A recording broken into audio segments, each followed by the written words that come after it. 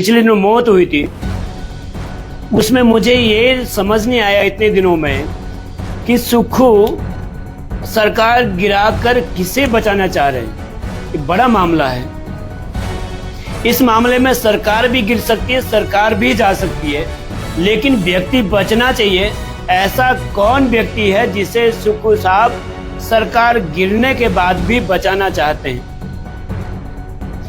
मैं इसलिए कह रहा हूं कि जो भी तथ्य, जो भी evidence, anti corruption and crime control force के नेशनल असिस्टेंट चीफ होने के नाते आज मैं ये प्रेस वार्ता कर रहा हूं। और सब लोगों को पता होगा पिछले 6-7 सालों से, लगभग 7.5 मुझे हो गए जब मैं 5 साल नेशनल स्टेट चीफ रहा, कोई भी इशू अगर हमने उठाया तो उसके तथ्य तक जाके, उसकी जड़ तक जाके, गहराई तक जाके हमने काम किया है। और मैं इसलिए कह रहा हूँ आज दावे के साथ कि सुक्खू सरकार इस मामले में विमल नेगी के मामले गिर भी सकती है। पर हैरानी की बात यह है कि सुक्खू साहब सरकार गिरना देना चाह रहे, लेकिन व्यक्ति को बचाना चाह रहे। ऐसा कौन व्यक्ति है? ये मैं इसलिए कह रहा हूं कि 34 मेगावाट का सेम प्रोजेक्ट जो ऊना में लग रहा था, यही प्रोजेक्ट गुजरात में 34 मेगावाट का जो 100 करोड़ में बनता है। तो ऐसा क्या हो गया कि वही प्रोजेक्ट 2 मेगावाट कम होके ऊना में उसकी कॉस्ट 220 करोड़ बन जाती है, यानी कि 120 करोड़ कॉस्ट बढ़ जाती है। विमल नेगी जी के ऊपर उसमें प्रेशर आया कि जो ऊना में जो उसमें अधिकारी है उसे चार्जशीट करो। नेगी जी ने उसे चार्जशीट किया और शिमला लाया। शिमला जब वो व्यक्ति आया और उन्होंने अपनी बात रखी कि मुझे क्यों प्रताड़ित किया जा रहा था ऊना में, मुझे क्यों चार्जशीट करवाया गया, तब विमल नेगी जी की उनके दिमाग में बात है कि मैं तो गलत आदमी को चार्जशीट कर दूं। और यही वो चाह रहे थे कि ये चार्जशीट जो हमने की है इसे हम वापस लें, इसे हम खत्म करें। पर वही समस्या थी तो चार्जशीट, क्योंकि उच्च अधिकारियों ने कहा, दबाव बनाया, प्रेशर बनाया, जो कि परिवार ने भी कहा कि दबाव बनाया गया था, प्रेशर बनाया गया था परिवार विमल नेगी जी के ऊपर।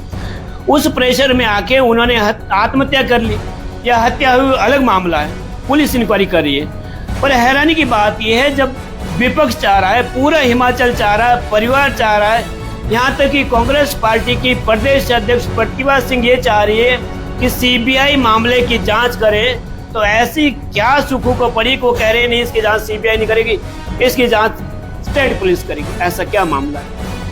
मैं ये भी कह रहा हूँ कि ठीक है, जो संजय गांधी जी है, जो एसपी है, जो इस मामले को देख रहे हैं, बहुत ईमानदार आदमी है, उसमें कोई शक नहीं, कोई संशय नहीं। पर पिछले दिनों बद्दी वाला मामला देखते हुए हमें ये पता लगता है कि हाई कोर्ट ने बद्दी एसपी को वहीं रहने के लिए कहा था, हाई कोर्ट ने स्टे लगाया था, बावजूद उसने सरकार ने उनको पलट दिया, सरकार ने उनको हटा दिया। तो क्या पता जब तक संजय गांधी जी तथ्य के मूल में पहुंचेंगे, क्या वो है कि तब तक उन्हें भी हटा नहीं दिया जाएगा। अब जो अगली इसमें जो बात है, जो एफआईआर जब वो दर्ज हो गई है देशराज जी के ऊपर, होनी चाहिए थी हरिकेश के ऊपर भी, हरिकेश के ऊपर हुई नहीं, देशराज के ऊपर एफआईआर दर्ज हो गई। एफआईआर दर्ज हो गई तो वो हाई कोर्ट में चले गए जमानत के लिए, हाई कोर्ट ने उनकी जमानत रद्द कर दी। जब जमानत रद्द हो चुकी है, 1 हफ्ते बाद भी देशराज बाहर कैसे घूम रहे हैं? ये बड़ा सवाल है। ये तो कहीं ना कहीं पूरी सरकार को ऊपर उंगली उठाने वाला सवाल है कि जिस व्यक्ति को हाई कोर्ट ने उसकी बेल एप्लीकेशन रद्द कर दी हो, तो इसका मतलब हाई कोर्ट कह रहा है कि अरेस्ट करो, उसके बाद भी वो आदमी अरेस्ट नहीं होता, तो दाल में काला नहीं, पूरी की पूरी दाल काली लग रही है। हरिकेश मीणा को मामले में क्यों बचाया जा रहा है?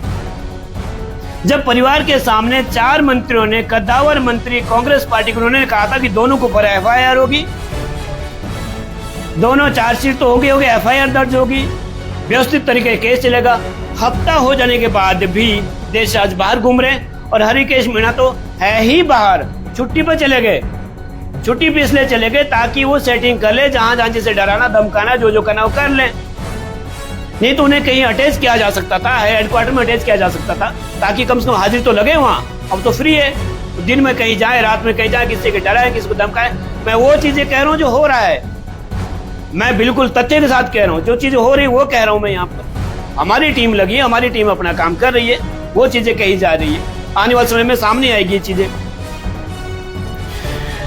उस दिन चारों मंत्रियों ने ये भी कहा था कि बिमल नेगी ने पहले क्यों नहीं कहा जब उन्हें इस तरह की दिक्कत थी, परेशानी थी कि उच्च अधिकारी से। ठीक है, बिमल नेगी ने नहीं कहा, मानते हैं, पर भूपेंद्र सिंह नेगी जी ने तो पहले कह दिया है। जो सीआईडी एसपी सीआईडी है उन्होंने तो पहले कह दिया है कि ऐसे लोग हमारे विभाग में भी है। तो इन चारों मंत्रियों ने, सुक्खू साहब ने, सुक्खू सरकार ने कौन से झंडे गाड़ दिए वहां पर? क्या आपने उसकी जांच पड़ताल की कि एक नेगी तो चले गए, कहीं कोई किसी और को दिक्कत ना आए, कोई और समस्या ना आए किसी को? ये सबको पता है, सब जानते हैं। बिमल नेगी ईमानदार थे, भूपेंद्र नेगी उनसे भी और ज्यादा ईमानदार है, सबको पता है। प्रेशर तो जरूर रहा होगा, क्योंकि भ्रष्टाचार का अड्डा बन चुकी सुक्खू सरकार आज इस नौबत पे आ गई है। जैसे कोई व्यक्ति परेशान होकर आत्महत्या करता है कि कहीं ये सरकार ही आत्महत्या ना कर ले। सरकार आज इसमें लगी हुई है कि जैसा मर्जी लूट लो, अधिकारी ऊपर दबाव बनाओ, प्रेशर बनाओ, खनन करो, जो मर्जी करो, जो मर्जी उल्टे सीधे काम करो। इन्हें पता है कि 5-6 महीने से ज्यादा सरकार चलने वाली है नहीं, और खासकर बिमल नेगी के मामले तो बिल्कुल नहीं, क्योंकि बहुत जल्द हिमाचल प्रदेश में बहुत बड़ा आंदोलन होगा, और वो जन आंदोलन होगा, किसी पार्टी का आंदोलन नहीं होगा। और वो आंदोलन तब तक नहीं रुकेगा जब तक ये सरकार ना गिर जाए। इसीलिए मैं कह रहा हूं कि ऐसा कौन व्यक्ति है जिसे सुक्खू बचाना चाह रहे हैं, सरकार गिरा के भी उसे बचाना चाह रहे हैं, ऐसा कौन व्यक्ति है? उंगली उठेगी सरकार के मुखिया के ऊपर। सरकार का मुखिया कौन है? व्यवस्था परिवर्तन कौन कर रहा है? व्यवस्था परिवर्तन कौन चाहता है? जब उनकी प्रदेश अध्यक्ष कह रहे सीबीआई को दो केस, परिवार कह रहा है सीबीआई को दो, विपक्ष कह रहा है सीबीआई को दो, पूरे हिमाचल कह रहा है कि सीबीआई को केस दो, तो सुक्खू साहब आप क्यों सीबीआई को नहीं दे रहे हैं? इसका मतलब आप पहले वर्डन में और ओवर वर्डन में ले रहे हैं आप, और ओवर वर्डन लेने की वजह से सरकार गिर जाएगी। और मुझे लगता है 6 महीने से पहले सरकार गिर जाएगी, अधिक भार नहीं उठा पाएगी सरकार। पहले आपकी वित्तीय स्थिति बहुत खराब है, हालत खराब है, उसके बाद ये और आपने पंगा ले लिया। नहीं, आप फ्री हो सकते थे, आप सीबीआई को केस दे दीजिए, आप फ्री है। कोई भी आपसे सवाल पूछता आप कह दीजिए नहीं सीबीआई जाने, हमने सीबीआई को सौंप दिया है। पर आप ये वजन भी खुद के ऊपर ले रहे हैं, तो ये कहीं ना कहीं आपके लिए और सरकार के लिए बहुत अच्छा नहीं है। इसी प्रकार की जानकारी प्राप्त करने के लिए जुड़े रहे एलएच न्यूज के साथ, और किसी भी प्रकार का विज्ञापन देने के लिए, अपनी समस्या को सरकार तक पहुंचाने के लिए व जय मां काली जागरण मंडल द्वारा जागरण कराने के लिए नीचे दिए गए नंबर 9996504371 पर संपर्क करें। न्यू अपडेट्स के लिए चैनल को लाइक, शेयर, सब्सक्राइब करना ना भूलें। धन्यवाद।